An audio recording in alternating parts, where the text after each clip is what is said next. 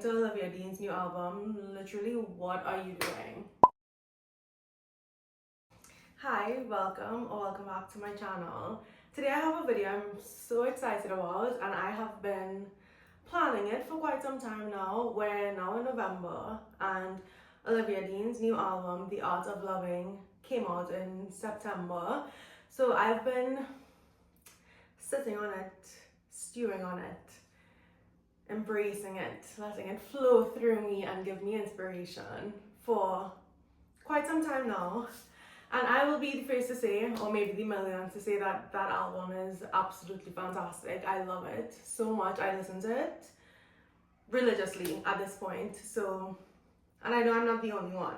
So I thought that it would be really fun if we just sat down and talked about the songs on the album, and I would give you some book recommendations based on what I get from the song, how I feel about it, the vibe, the lyrics, etc.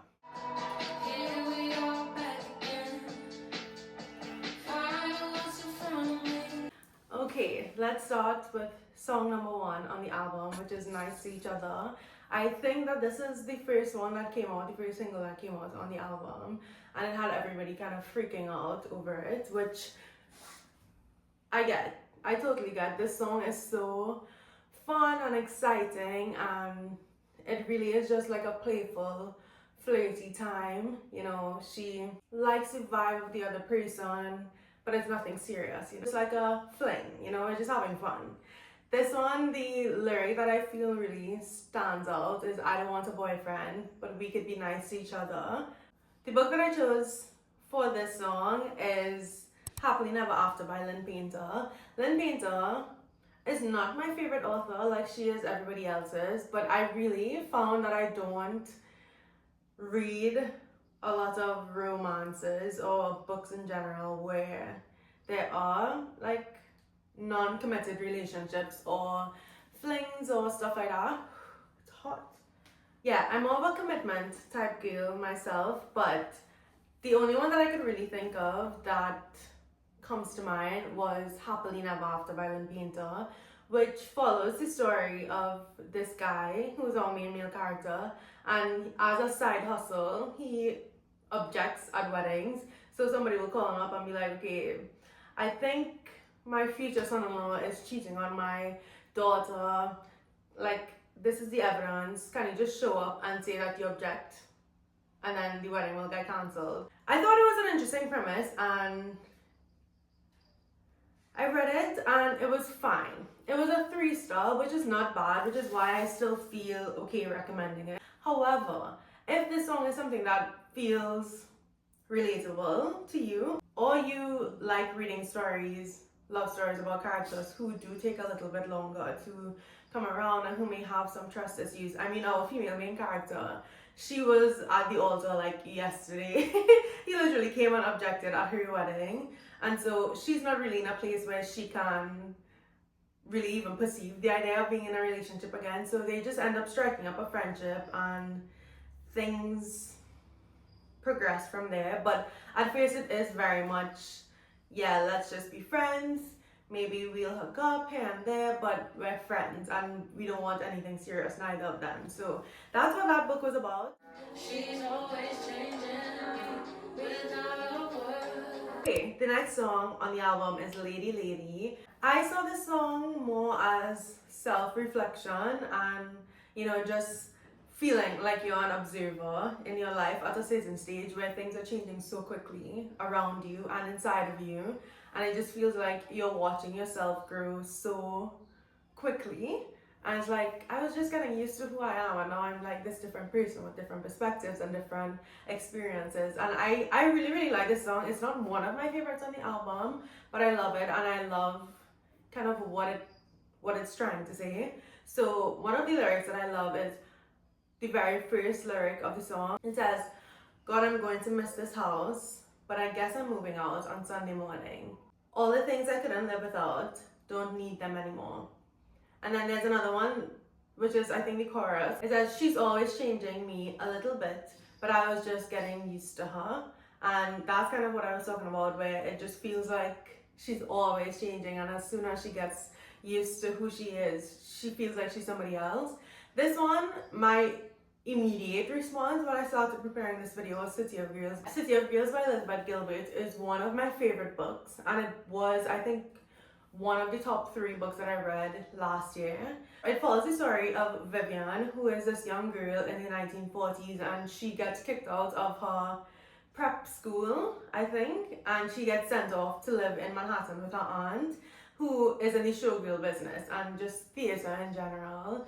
And so we see the story of Vivian and how she changes throughout the years, and how sometimes she is kind of unrecognizable to herself, and we get to be actually in her perspective retrospectively. So the person who's telling the story is Vivian, but when she's very old. So all of the events for the majority of the book are, you know, from her youth and her adolescence. I thought that this book was so fantastic. It was so well written. The narrative voice in this was excellent. I felt like Vivian was so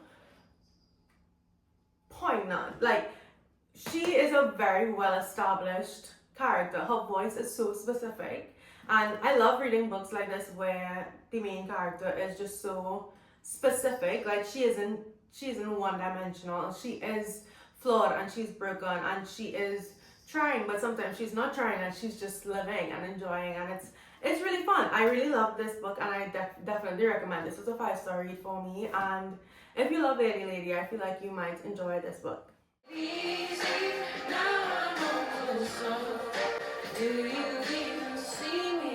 Okay, next up we have Close Up.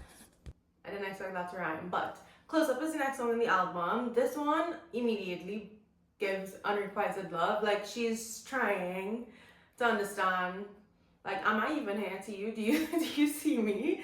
I'm literally trying to love you, and you're like pretending I don't even exist. So one of the lyrics that stuck out to me on this one is, did I misread completely every time we touched? And then obviously, do you even see me? This one, I just feel like she's questioning her role in the relationship and what she's contributed versus what she's getting back, which I feel like is very relatable to everybody, even if, like, it's a long-term relationship or it's a friendship or just any type of relationship. I feel like this sentiment is very relatable. The first book that comes to mind when I think of this song is Song of Achilles by Madeline Miller. I don't have a physical copy of it, but I read this one many years ago, I think 2021 possibly, and I just think that this book is so interesting. I had an interesting experience when I read it. I felt like it was boring for 80% of it and very slow pacing. At the time, I just don't think I could have appreciated a slow paced book like that, and I didn't feel very connected to the characters until the end, when I was like, oh, why are you crying if you don't feel connected to them? You know, but if we're talking unrequited love, I think this one needs to be mentioned because it follows the story of Achilles and oh my god, I still can't pronounce his name after all of these years, Patroclus. It follows their story as they become childhood friends and eventually into something more. But I just feel like my issue with this is that Patroclus was always there. He was always such a good friend, such a good person, such a loving presence in Achilles' life, and I don't feel like Achilles gave it back. Like, you could tell because we were being told that Achilles loved him, but I don't know, there was just too much, I think, self-righteousness and selfishness within Achilles for it to really be given back the way that it should have been. So I thought about this book immediately. This one definitely gives Do You Even See Me, if we're talking about Patroclus's perspective. I think it's so easy to fall in love. This one is one of my favorites on the album, So Easy to Fall in Love. I just think it's such good vibes, it's so cute and fun, and it's basically just saying, like, why would you not fall in love with me? I'm such a good time. I love the line where she says, I'm the perfect mix of Saturday night and the rest of your life. And then, I don't know, this one is just fun to me. I haven't really broken it down because I don't think there's that much to break down in this song. It's just a fun pop song, and she's just saying, come, look at me. Why would you not fall in love with me? I'm a great time. So when I was thinking about book recommendations for this one, I immediately thought, who is one character in a book that I've read that I would fall in love with? Peg Steel by Sarah Adams. My girl Emily, I love this girl. She's so perfect to me. She's so funny. And it's not to say she's perfect as in she has no flaws. That girl tried to run a guy out of her town for no reason other than like they have a minuscule rivalry at school. And she got everybody in the town to basically not sell him anything, not help him. She's flawed. Okay? She's not perfect, but she's perfect to me. I love her. I would immediately be like, can we be best friends? I just love her. She like literally walks around the house in expensive lingerie. She writes romance books. She's funny. She loves her family. And I don't know, she's somebody that I think is really easy to fall in love with immediately. As soon as I started the book, I was like, I love you. I see you, and I love you. I really love this book. This is my favorite romance book that I've read this year, and in quite a long time. I just thought it was so good. It was so fun and flirty, and there were a lot of really fun and entertaining scenarios that they got into. So when I think of I'm the perfect mix of Saturday night and the rest of your life, I feel like I think Emily, because she is really down to earth and grounded, and she's family centric. I feel like she's just a keeper. Like she's wifey material, if that means anything to anybody. But also she is really fun. Like she's down to have a good time. I remember there's a scene in the bar. Yeah, I really love this book, and if you just love a light-hearted, fun rom-com, this is the one. I also immediately thought this one is also a Star by Nicola Yoon, which is an OG book. Like I think I read this when I might have been 13 or 14. This is an old one, but it basically follows the story of these two characters who fall in love in one day in New York City. There was this article, 150 questions to fall in love in the New York Times, and they basically just asked each other these questions after they met and fell in love in one day while traipsing around the city in New York. And they had like a couple other things that they were dealing with, but you know, that was kind of the essence of the story. And it really does, it is so easy to fall in love. I mean, 150 questions on New York City. What else do you need to fall in love? You know. Try to keep me small. Who would do that to a friend, let alone one you love? The next song we have is Let Alone the One You Love, which is the heartbreaker on the album, if you ask me. This one, I don't know, I just feel like on first listen, I didn't really appreciate it as much as I think everybody else did. And then I saw her singing this song live. What the hell? She was basically crying on the stage. But like after seeing her singing it live and then re-listening to it on the album, I was like, okay, yeah, this one gets me. I feel like it really talks about betrayal, and not just betrayal, but I think betrayal is a really heavy word. Betrayal means that there was like utmost trust in somebody and they kind of took it for granted, took advantage of it, and hurt you in a way that nobody else could have because they don't know you as well, you know? I always say that only somebody who really, really, really knows you and loves you could hurt you. And that's kind of what this song is to me. It's, okay, you know my deepest, darkest insecurities, you know my flaws, you know everything about me, and you were the one to use it against me, not somebody that hates me, but you are the one that's supposed to love me, and you took all of these things that you know about me through our friendship or through our love and used it against me. That's wild. That's wild, because if you knew me at all, you wouldn't try to keep me small. And then she also says, who would do that to a friend, let alone the one you love?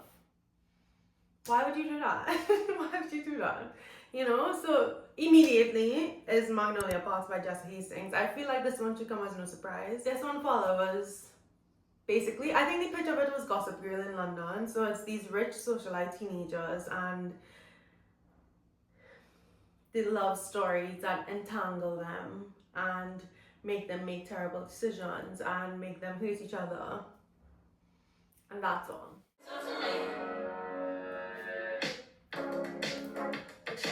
I can't tell too much that the lighting has changed significantly. It's no longer daytime.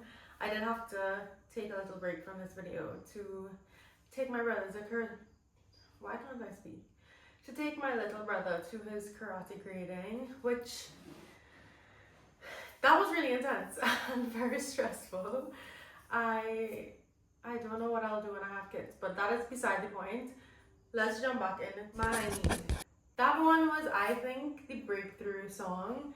I think there was a great run of singles in anticipation for this album, and this one was like the nail in the coffin. That was like, okay, I absolutely will be clocking into this. I can't miss this album kind of thing. I have loved her. I would have listened to the album regardless, and I was always really excited about it. But I know that this is like a newfound level of recognition and fame, and this run of singles did her all the favors in the world, and ending with this one, absolute masterpiece in my opinion.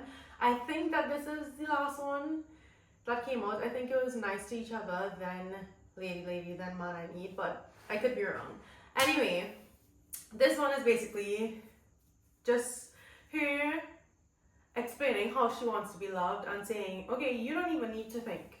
I'm telling you everything that I need. All you need to do is show up and be the man that I need. Give me what I'm requiring of you. I interpret this one as not like a new relationship. I have always interpreted this one as more of an established relationship where she is, you know, just asking him to step up and to improve and to love her better, in my opinion. As I said, this is all my interpretation. So I have found or have like pulled some second chance romance for this one. And this one, the first one is not a second chance romance, but the romance in here is like marriage related. So what fascinated me most about Daisy Jones 96 by Taylor Jenkins Reid was the relationship between Billy Dunn and I think he's the lead guitarist and his wife Camila, and he ended up getting married to her very early on in the story before they got like hugely famous, and we follow kind of their struggles with him wanting to be a rock star and have that rock star lifestyle, but also be a father and a husband and be a good one at that. And we see both of them kind of grappling with that throughout the story, where you could tell that Camila was really struggling to, you know, support his dreams fully and really encourage him to do the thing that he loves. But there were also moments in here of like vulnerability, where in her conversations, sometimes with him, sometimes not with him, where she would talk about, you know, what she really requires of him and how difficult it would be for her to ask him to give up, you know, his dream to be there more and to be a better husband and to be a better father. And we see moments where the rock star lifestyle and, you know, the family man lifestyle don't align. And I just thought that this story, like, immediately when I started kind of making the list of books that I wanted to talk about for these songs, this one really came to mind for Man I Need, because I mean, it is a little bit more heavy than Man I Need gives in vibes, but I think Man I Need at the end of the day is just a sentiment of, okay, I'm not even asking for much. These are the things that I want. I want you to call me wonderful, you know, and I just need you to be there and just step up and be the man that I need you to be. And I don't see in romance books really women requiring much of men. Like, it usually is very equal, where if you're now meeting and now getting to know each other and now falling in love, you both have equal expectations of each other and you're both trying to impress each other. But to make a request like, come and be the man I need, in my opinion, that is, this is you trying not to give up on a relationship that you already have. So that was the first one that comes to mind. The next one is an absolute favorite. Oh, this was a 5-star read for me when I read it. I really, really loved it. The second one is also a 5-star read. Could be 6 stars if I really think about it, because I was going through the quotes yesterday. Why did they eat? This was one of my favorite books when I read it. I think this is one of the only books I have ever made a playlist for and a Pinterest board. I devoured it and I absolutely loved it. The book is Do I Know You by Austen Sigmund Broca and Emily Wibberley, and it follows these two characters who got married about 5 years ago, and they feel like they lost their spark, and they went on this vacation for their anniversary and they are pretending to not know each other and attempting to pick each other up again. If you hear scraping, that is my puppy trying to be granted access. Anyway, this one I think is unique because it's a second chance romance, yes, but it also has like all of the sparks and the giggles and the gestures of newly found love and falling in love again, because obviously they're pretending that they don't know each other and kind of starting the cycle of falling in love again.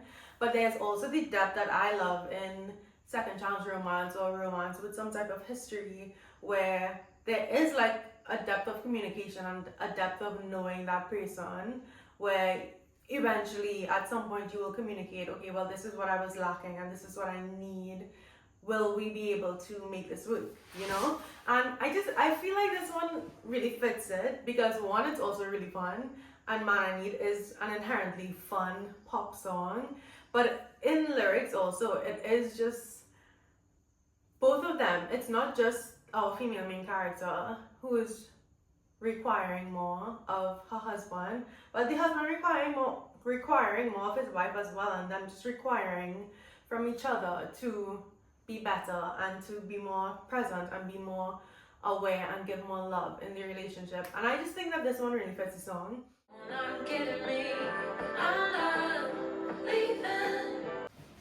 Okay, this will be the unfortunate third time that I'm filming this section talking about something in between, so let us immediately get into it this time.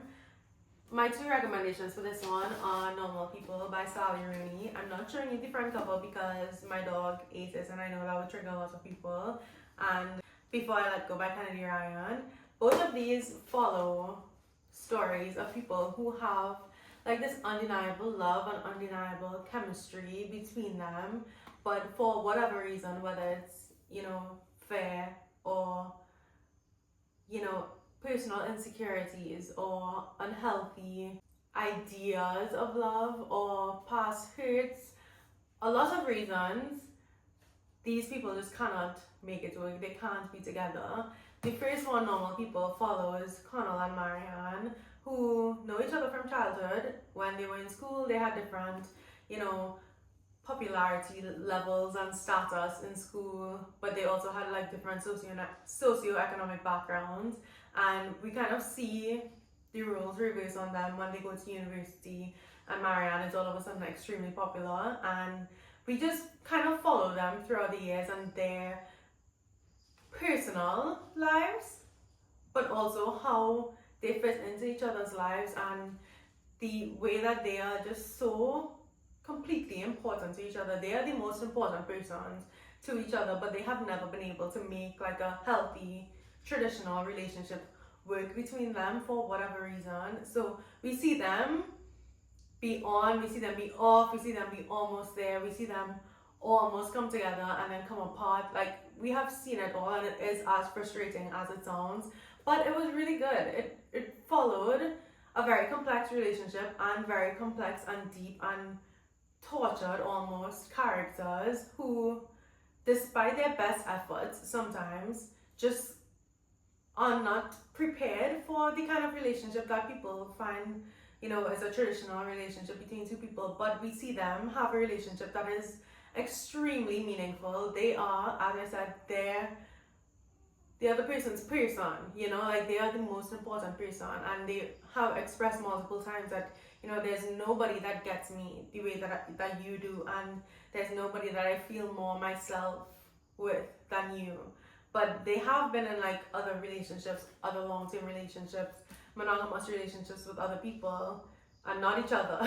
And it was frustrating, and I think if you go into it with the right intention, you could really enjoy this book. But it definitely gives something in between. And the next one is Before I Let Go by Kennedy Ryan, which is different than normal people, but it kind of has the same undertone of two people who are obviously in love with each other and who love each other so deeply, but they, because of things that happened in the past when they were married, they just can't make it work. And Yasmin and Josiah, they were married, they got divorced, but when they were married, they had kids and they started a business together. So now they are like cordially divorced, and they are co-parents and co-owners in their business. And so obviously they are still very much entangled in each other's lives, even though they're not married anymore. But the chemistry and the love is so like palpable, and nobody could deny it, you know. And so throughout the story, we kind of follow them trying to figure out if the love that they have still is enough to try again and to really make it work going forward. But this was a really interesting story, and obviously both of them are like that something in between. It's not friends, but it's not like lovers, it's not a relationship, but it is something, there's something there, you know. Ask for love, no diamond ring, and everything's unspoken now. The next song on the album is Loud, which immediately gives Mission Impossible Skyfall, and it's just screaming to be put in a movie. If you ask me, it's very dramatic, very cinematic, very heartbreaking, but like action, like heartbreaking moments in an action movie kind of vibe. And the lyric that I think really stands out in this is, well, there are two. So the first one is, I never asked for love, no diamond ring, but you let yourself fit in. And then the other one is, you weren't allowed to come around and throw my heart around, turn me on just to turn me down. So for reasons that I cannot disclose, this one immediately says to me, The Bridge Kingdom by Daniel L. Jensen. I can't explain specifically what about it reminds me of this song, but I mean the vibes, the music, the cinematic action, intrigue, drama definitely gives fantasy. So I had no option really, but the lyrics also very relatable. I will explain what the first one is about. The first one is The Bridge Kingdom, and this one follows the story of this princess from a kingdom called Maridrina. She and her sisters were trained all of their lives to become assassins, knowing that one of them would eventually marry the king of Ithaca, who is in a different kingdom in this world. And when they get there, they are basically supposed to betray their now husband and take down the bridge, which this kingdom, Ithaca, has this bridge that is very coveted and mystical and mysterious, and everybody wants it, basically. I am really, really loving this series, and I highly, highly recommend it. This first book was a 5-star, and I think the other two were 4.5 stars, but I think the whole series will be like a 5-6-star series by the end of it.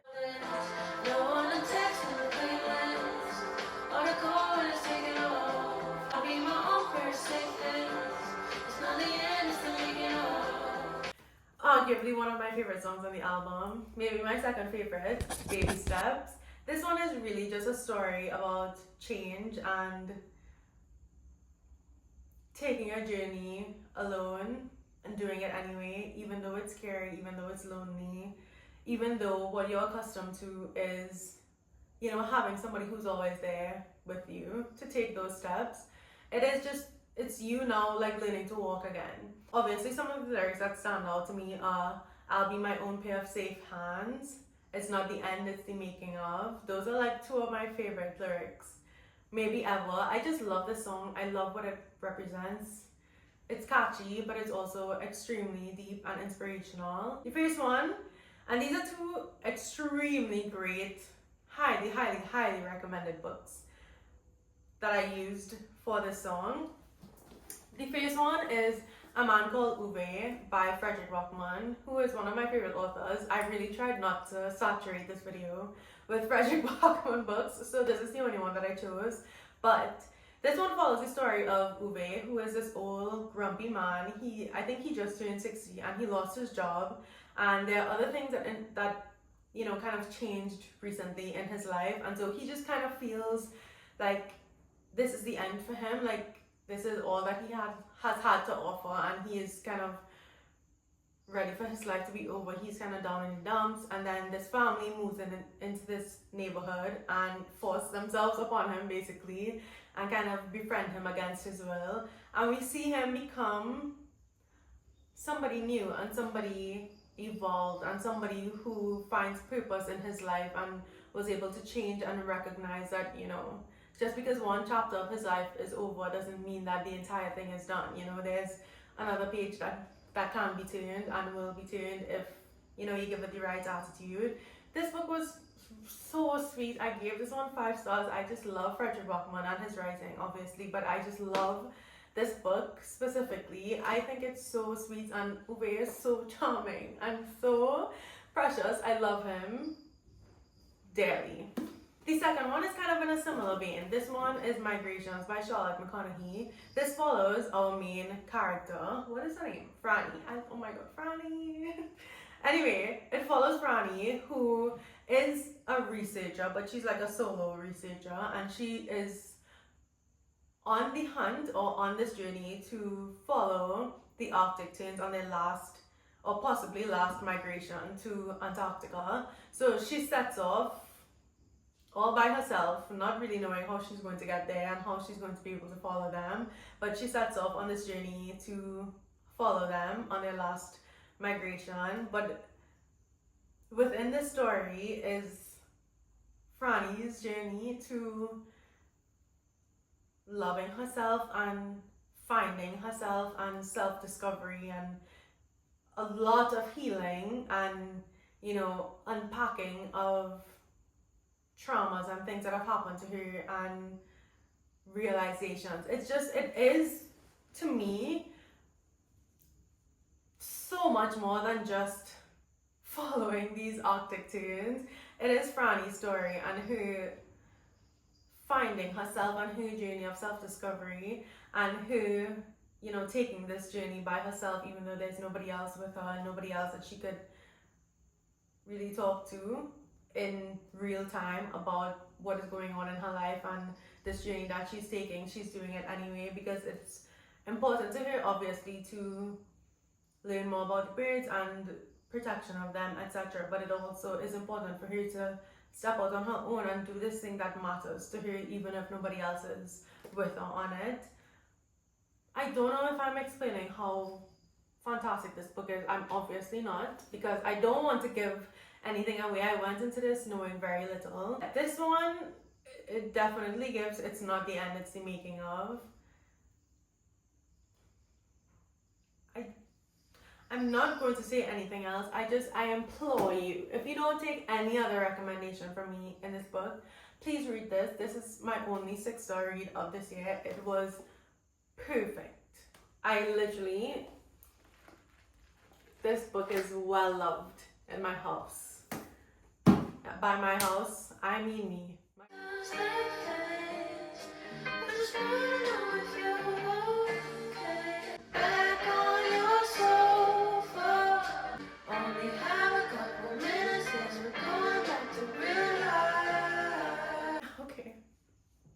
A Couple Minutes is the next song on this album. I love this song so much. I'm not even going to go on a rant. Just know I love this song down like chokehold. Anyway, this song is basically like a love story or a relationship that's over, but there's still, you know, remaining love. Once you love somebody, you can't ever like completely stop loving them. And this one is basically just saying, you know, even though it didn't work out, even though we're not meant to be, I still love you and I will always care about you and I'll always be here if you need me. The lyrics for this one that I think stand out are, back on your sofa, of course I still care, love's never wasted when it's shared, and although it's over, I'll always be there. Only have a couple minutes, then it's going back to real life. One True Loves by Taylor Jenkins Reid. It follows this woman who was married and she had this, you know, whirlwind romance with this man who she ends up marrying, and they have quite a few years together. And then there's a plane crash that he was involved in, and then he's presumed dead. She mourns for a few years and then she rekindles this friendship with her best friend from high school, and they end up falling in love, and she gets engaged to him and they're planning the rest of their life. And then lo and behold, her husband washes ashore and says, I have been looking for you. Not in those words, but he said that, you know, the only thing that got me through being completely deserted on this island for 3 years was the thought of getting back to you. Like, you got me through that, babe. I'm not going to give any more detail about why this song is so perfect. I think this is one of my most accurate and perfect song and book matches in this video. This book was amazing. I also gave this one 5 stars. This is a very, like, generally very highly recommended books that I chose for this video, and the ones that were not very highly recommended I have disclosed. So let's go on to our very last song. And it's all around you all the time. Guess it's been inside me all along. Last, but absolutely certainly not the least, I've Seen It. This is the final song of the album and arguably my favorite. This one is literally just a love song to love, and love stories, and love in all different forms. So, like, it chronicles love from friendship to familial to romantic to literally anything on the side of the street, just love and humanity and how much capacity we have for love in different ways. I love this song. I do. And it took me a really long time to find a book that I wanted to match with this one, because I don't know, I love this song so much, but it also is speaking about so much different types of love. And I mean, I could have found a book where I feel like it really explores different types of love really well, but I wanted to take it from a kind of different perspective, where it's basically here saying, I've seen it all. Like, I have literally seen love everywhere, in everything. If you pay attention, you will see love is everywhere kind of vibe. Obviously, I had to recommend Lovely War by Julie Berry. This is the perfect book for this song, and I'm so glad that I decided to swap out the other books that I had for this song, for this one, literally this morning, because I feel like it's so perfect if we are looking at it from the perspective of seeing it all. Aphrodite, question mark. This book is following the story. It's following kind of a lot of different things, but in the beginning of the story, we are introduced to Aphrodite and Ares, who are obviously a Greek god and goddess, who are having an affair, and then they are caught by Aphrodite's husband, Hephaestus, and they're basically kind of taken to personal court by Hephaestus, and they're like, okay, and he's basically like, well, this is the evidence I have, I know you're having an affair, explain yourself. And she starts explaining and saying, you know, as much as I am the goddess of love and I make it happen for everybody, and I've seen it and I love it, and that's like my passion and my duty. I can't feel it. I don't feel like I have the capacity for love, and that might be my curse because of, you know, my job as being the god of love. And she says somewhere early in this book that, you know, the reason that mortals are so capable of love and capable of so much love is because we need each other. But because they're gods and goddesses and they don't need anything from anybody else, they're very like self-sufficient. They don't love the way that we can. And she's basically like using the story of her greatest hit, or one of her greatest hits, to explain the importance of love and the importance of her job to Aries and Hephaestus. And through that story, she's also finding out some things about herself. I'm not going to spoil the book, but read this book and then listen to the song and tell me if it is not perfect for Aphrodite.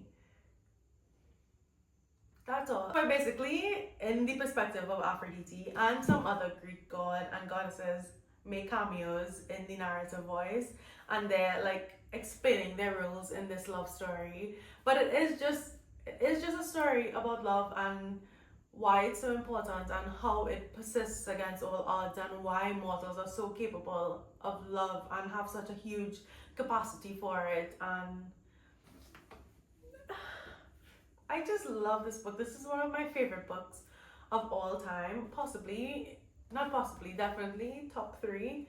I can't wait to finish my reread. This is aside from the point, and this is not really in keeping with a book recommendation, but book update. I'm on page 68 of this, and I am loving every single second. I'm finally annotating my physical copy, and I'm having the time of my life. So yeah, that is the last book recommendation for this video. I really hope you enjoyed it, and obviously I should have said this at the beginning, but this video was 100% inspired by Destiny Sidwell and her book recommendation videos for Taylor Swift albums.